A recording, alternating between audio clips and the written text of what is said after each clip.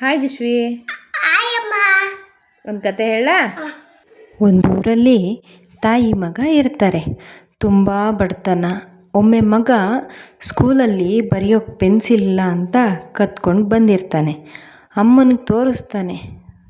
ಬಡತನ ಇದ್ದಿದ್ದರಿಂದ ತಾಯಿ ಬರೆಯೋಕ್ಕಾಯ್ತು ಬಿಡು, ಕೊಡ್ಸೋದು ತಪ್ಪಿತು, ಶಬ್ಬಾಷ್ ಮಗನೇ ಅಂದುಬಿಡ್ತಾಳೆ.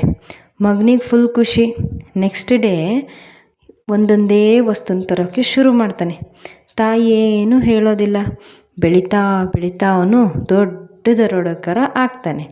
ಆಗ ತಾಯಿ ಬುದ್ಧಿ ಹೇಳಿದರೂ ಮಗ ಕೇಳೋ ಪರಿಸ್ಥಿತಿಲಿ ಇರಲ್ಲ. ಕೊನೆಗೆ ಪೊಲೀಸ್ ಕೈಗೆ ಸಿಕ್ಕಾಕೊಂಡು ಗಲ್ ಶಿಕ್ಷೆ ಆಗುತ್ತೆ. ಆಗ ಅವನ ಕೊನೆ ಆಸೆ ಏನು ಅಂತ ಕೇಳಿದಾಗ ತಾಯಿನ ನೋಡಬೇಕು ಅಂತಾನೆ. ತಾಯಿ ಬರ್ತಾಳೆ. ಆಗ ಅವನು ತಾಯಿ ಕೆನ್ನೆಗೆ ಜೋರಾಗಿ ಹೊಡಿತಾನೆ. ಎಲ್ರಿಗೂ ಆಶ್ಚರ್ಯ. ಆಗ ಮಗ ಹೇಳ್ತಾನೆ, ಅವತ್ತು ಈ ಏಟು ನೀನು ನನಗೆ ಕೊಟ್ಟಿದ್ದರೆ ನನಗಿವತ್ತು ಈ ಪರಿಸ್ಥಿತಿ ಬರ್ತಾ ಇರಲಿಲ್ಲ ಅಂತ.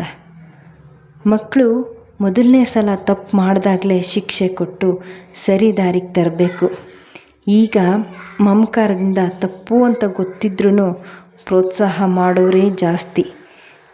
ನಮ್ಮನ್ನು ನೋಡ್ಕೊಳಲ್ಲ ಅಂತ ಹೇಳೋ ಎಷ್ಟೊಂದು ಜನ ಅವರು ತಮ್ಮ ಮಕ್ಕಳನ್ನ ಚಿಕ್ಕವರಿದ್ದಾಗ ಹೇಗೆ ಬೆಳೆಸಿದ್ರು ಅನ್ನೋದು ಇಲ್ಲಿ ಮುಖ್ಯ ಆಗುತ್ತೆ. ಗಿಡವಾಗಿ ಬಗ್ಗದ್ದು ಮರವಾಗಿ ಬಗ್ಗೀತೆ. ಕೃಷ್ಣಾರ್ಪಣಮಸ್ತು.